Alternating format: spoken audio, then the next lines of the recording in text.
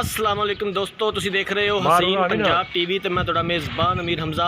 दोस्तों सब तो पहले अपने चैनल हसीन पंजाब टीवी नूं करो सबसक्राइब ते नाल लगे बैल दा बटन दबाओ ताकि साडी हर नई आने वाली वीडियो साडे वीरां तक आसानी नाल पहुंच सके और तुसी वीडियो देखो सब तो पहले। अज जनाब अपने वीरां भरावां वास्ते एक प्योर नीली दी पहलन झोटी दी वीडियो लेके हाज़र होए हां।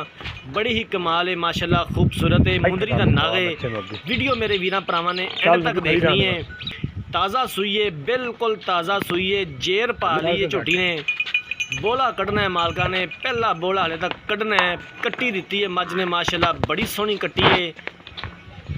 मैं कहना मझ नूं छड्डो, कट्टी का ही कोई मुल नहीं दा।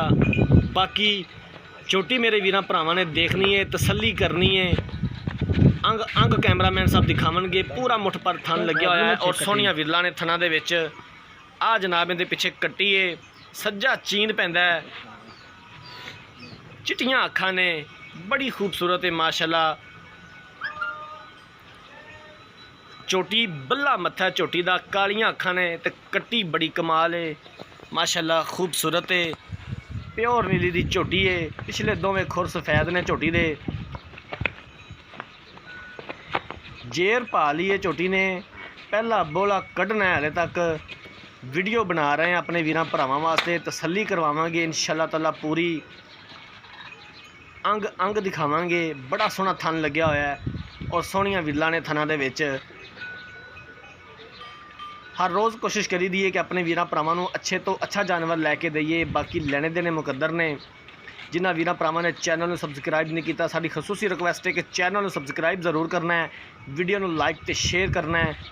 हर रोज़ अच्छे तो अच्छा जानवर लैके आईदा है, अनमोल हीरे लैके आईदे ने। प्योर नीली दियां मज्जां और अच्छी नस्ल जात दियां गावां देखण और खरीदण वास्ते हसीन पंजाब टीवी नूं करो सबसक्राइब ते बैल आइकन दा बटन दबाओ ताकि साडी हर नई आने वाली वीडियो तुहाडे तक बआसानी पहुँच सके। आरफ वाला जनाब इस झोटी की लोकेशन है। पहला सूआ सुइए, पिछे कट्टिए, जेर पा ली है झोटी ने। बोला कढ़ना है जनाब, पहला बोला कढ़ना है मालका ने। 3,40,000 रुपया इस झोटी की डिमांड करते हैं। प्यार मुहब्बत हो जाएगा और असीं इंशाअल्लाह ताला करवावांगे जिथों तक हो सकिया।